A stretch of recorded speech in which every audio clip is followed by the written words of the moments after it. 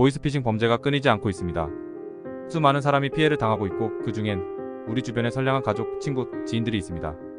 정말 이 세상에서 없어져야 할 녀석들입니다. 보이스피싱으로 금전적 피해를 본 것도 억울한데 이로 인해 보이스피싱 범들과 공범으로 묶여 처벌을 받게 된다면 얼마나 억울할까요? 실제로 보이스피싱 사기범들에게 속아 피해를 보는 와중에 자신의 계좌에 다른 피해자의 돈이 입금되어 인출하게 됨으로써 사기 방조범으로 처벌받는 사례들이 발생하고 있습니다. 보이스피싱을 왜 당하느냐 생각할 수도 있겠지만 사전에 확보한 개인정보와 잘 짜여진 각본에 의해 누구라도 속아 넘어갈 수 있습니다. 이러한 위기에 처한 피해자가 있습니다. 자신의 이름과 전화번호, 주소까지 모두 알고 있는 상태로 검사가 전화를 걸어왔다면 단순히 사기범이라고만 생각할 수는 없을 것입니다. 또한 전화로 이야기하는 내용들이 정말 그럴싸해서 경찰서 발도 들여본 적 없는 대다수의 시민은 속아 넘어가기 십상입니다. 오늘 소개할 사례 또한 그러한 상황에서 피해가 발생했습니다. 검사를 사칭한 사기범이 당신의 휴대폰이 해킹당하여 정보가 유출되었고 그 정보들 중에 당신의 은행 계좌 정보가 있었다. 그 은행 계좌가 보이스피싱 범죄 조직에 의해 범죄에 사용되었고 이로 인해 피해자가 다수 발생했다는 내용이었습니다. 그러면서 긴 시간 전화를 끊지 못하게 통화를 하면서 카카오톡 친구로 등록한 후 검사 신분증 사진, 공소장 서울중앙지방검찰청 검사 정화무게, 은행연합회 서울중앙지검 공조수사 공문, 금융감독원의 행정자산등재 서류라는 가공의 공문서를 카카오톡을 통해 전송한 후 통화하고 있는 상태에서 문서들을 열어보게 하며 자신들이 정말 검사인 것처럼 믿게 합니다. 1. 공무원증 사진. 서울지방검찰청 검사라고 되어 있는 공무원증 사진을 보내 자신이 아무개 검사임을 밝힙니다. 2. 공소장. 그 다음 공소장을 보내왔습니다. 공소장은 검사가 피의자에 대해 재판에 회부하는 문서로서 법원에 제출되는 서류입니다. 이 서류는 피고인이 법원을 통해 받아보게 됩니다. 이 사건과 같이 검사가 개인에게 직접 공소장을 주는 일은 없습니다. 그러나 일반 국민은 이러한 사실을 알 수 없겠지요. 이러한 서류를 처음 보게 된다면 아마도 대부분의 사람들은 정말 검사라고 믿게 될 것입니다. 공소장엔 통신비밀보호법 제13조 1항을 운운하며 이 사건과 관련된 내용을 가족을 포함한 그 누구에게도 발설하지 못하게 합니다. 통신비밀보호법 제13조 1항은 검사 또는 사법경찰관은 수사 또는 형의 집행을 위하여 필요한 경우 전기통신사업법에 의한 전기통신사업자에게 통신사실 확인 자료의 열람이나 제출을 요청할 수 있다. 라는 내용으로 법 어디에도 사건 내용을 가족을 포함한 제3자에게 노출할 수 없다는 조항은 없습니다. 실제 이 사건 당사자도 큰 피해를 당할 때까지 이러한 사실을 가족에게 알리지 못했습니다. 아마도 이때 피해자는 공황 상태에 빠졌을 것입니다. 2. 은행연합회 및 금융감독원 서류. 이외 금융감독원과 은행연합회 등을 사칭한 문서를 보내와 피해자의 재산을 국유재산화해서 보호해야 한다는 터무니없는 내용을 국유재산법 등의 조항을 들이대며 피해 당사자를 심리적으로 장악하고 보이스피싱 피해자의 금전을 탈취하기 위한 심리적 압박을 최대한으로 끌어올립니다. 3. 해킹 툴 설치. 이후 당신의 휴대폰이 해킹을 당해 정보가 유출된 것이다. 우선 휴대폰 검사부터 해야 한다면서 원격 제어 앱인 팀뷰어를 설치하게 한 후 접속하여 앱을 하나 설치하고 실행합니다. 이 앱은 그림과 같이 법무부 검찰이라는 아이콘으로 설치가 되어 정말 검찰에서 만든 앱으로 생각하도록 속여 이 앱을 의심 없이 설치하고 실행하도록 유도합니다. 설치된 후에도 진짜 법무부 앱인 것처럼 보이도록 만들어졌습니다. 그러나 이 앱은 악성 앱을 다운로드 받아서 설치하게 하는 악성 앱 인스톨러입니다. 이렇듯 검사를 사칭하고 공소장, 은행연합회, 금융감독원 등의 공문서를 보내고 각종 법률 조항을 들이대며 보이스피싱범을 검사로 믿게 하며 당신 또한 피해자이기 때문에 당신을 처벌하려는 것은 아니고 더 이상의 피해를 보지 않도록 보호해주려고 하는 것이라며 아직 발생하지 않은 금전적 피해를 예방하기 위하여 국가가 당신의 예금을 보호할 것이다며 현금을 인출해서 자신들에게 가져다 주도록 만듭니다. 이렇게 속은 피해자는 보이스피싱 범들이 시키는 대로 여러 은행을 돌아다니며 현금을 나눠 인출하게 한 후 자신들에게 전달하게 합니다. 보유하고 있는 예금 등을 모두 인출하게 한 후엔 대출까지 받게 만듭니다. 대출까지 하게 한 논리는 제법 그럴듯해 보입니다.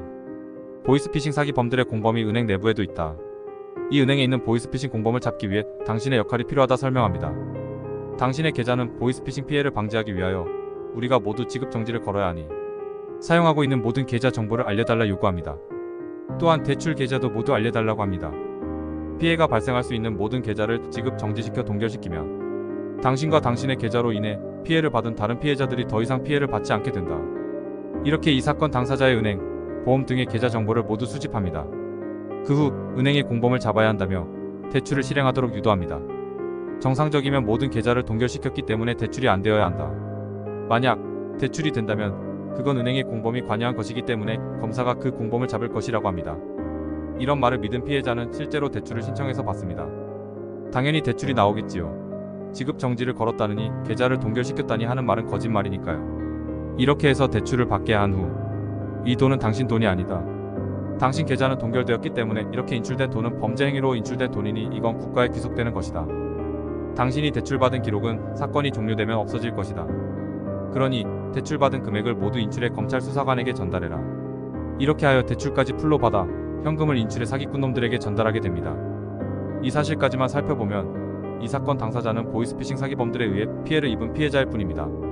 그러나 이 범죄자들은 여기에서 그치지 않고 또 다른 제3의 피해자를 만들어 제3 피해자에게 이 사건 피해자의 계좌로 돈을 이체하게 만듭니다. 이 돈 또한 당신의 돈이 아니고 국고로 환수되는 돈이니 인출하여 검찰 수사관에게 전달하라 지시합니다. 이 행위로 인해 이 사건의 피해자는 수사기관으로부터 사기 방조죄로 조사를 받고 기소될 위기에 처했습니다. 이렇게 보이스피싱을 당해 1억 5천만 원이 넘는 금전적 피해를 보았음에도 피해 구제는커녕 공범으로 처벌까지 받을 위기에 처한 매우 딱하면서 억울한 상황에 놓여 저희 스마트 데이터 복구 SDR을 찾아오셨습니다. 저희에게 오셔서 사건 관계에 대해 설명하시고 자신도 속아서 시키는 대로 한 것뿐임을 증명할 수 있게 휴대폰에 대한 디지털 포렌식 분석을 요청하였습니다. 억울한 사정을 조금이라도 풀어드리고 보이스피싱 피해자임에도 불구하고 공범으로 취급당해 사기 방조죄로 처벌받을 위기를 벗어나게 해드리기 위해 스마트폰에 대한 분석을 진행하였습니다. 우선 통화하면서 범인들이 설치하는 APK 파일에 대한 분석을 진행하였습니다. 앞에서 살펴본 바와 같이 법무부 검찰로 표기되는 앱은 악성 앱을 설치하는 인스톨러로서 이 앱이 설치한 앱은 마치 시스템 앱인 것처럼 위장하기 위하여 안드로이드 시스템이라는 이름으로 설치가 되었습니다. 그러나 이 앱은 cam.ktcs.who, gogol.ok.cal, gogol.ok, cam.andr.evin.2.5, cam.whosthat.called, kr.co.thcal, cam.whoxe.lgupls, cam.lgupls.bl50ksmising, tpkoreh.cam.mym 등 스팸과 관련된 전화, 앱 등을 차단하는 앱들을 비정상적인 앱처럼 보이도록 하여 삭제토록 하고 이후 이 앱이 휴대폰의 전화기 앱의 기능을 탈취하여 각 수사기관, 금융기관 등으로 전화를 걸 경우 미리 녹음해둔 상담원의 목소리가 나와 계속해서 대기하도록 녹음을 들려주어 결국 어디에도 전화통화를 하지 못하도록 만듭니다. 이 앱은 그림에서 확인되는 바와 같이 소스코드에 중국어 한자가 주석으로 달려 있습니다. 이를 통해 이 앱이 중국 개발자에 의해 만들어진 것을 알 수 있습니다. 이 앱은 일반적인 해킹 툴들이 가지는 특징과 같이 휴대폰의 대부분의 권한을 요구하여 가지게 됩니다. 1시간이 넘도록 검사를 사칭한 보이스피싱 범인들과 통화를 마친 후 아무래도 의심스러워 네이버에서 검찰청을 검색하여 1301로 전화를 걸었습니다. 이 사실은 휴대폰의 인터넷 사용 기록과 휴대폰 통화 기록을 분석하여 총 8회 1301번으로 전화통화를 시도하였음을 확인하였습니다.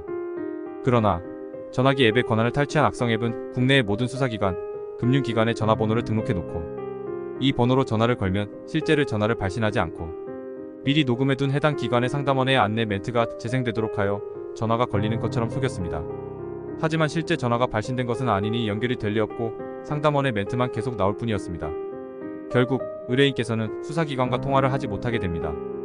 이후 며칠간 보이스피싱 범들을 검사인 것으로 속은 피해자는 검사를 사칭한 범인의 지시에 따라 여러 은행을 돌아다니며 돈을 인출해 보이스피싱 범들에게 전달하였습니다. 이 과정에서 또 다른 피해자가 속아서 송금한 돈이 의뢰인의 계좌로 입금되었고 이 돈도 의뢰인께서 찾아 범인들에게 전달하게 되어 사기 방조 혐의로 조사를 받고 기소까지 될 위기에 처했던 것입니다.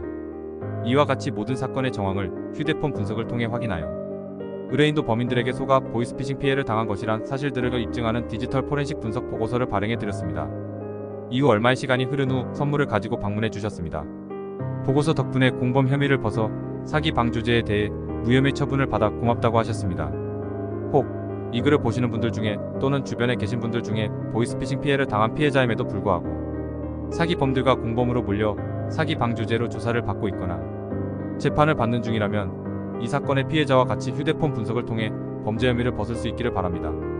보이스피싱 피해를 당했을 때 사기 방조죄 처벌까지 받을 위기에 처했다면 스마트폰에 대한 디지털 포렌식 분석을 통해 범죄 혐의를 벗으시기 바랍니다.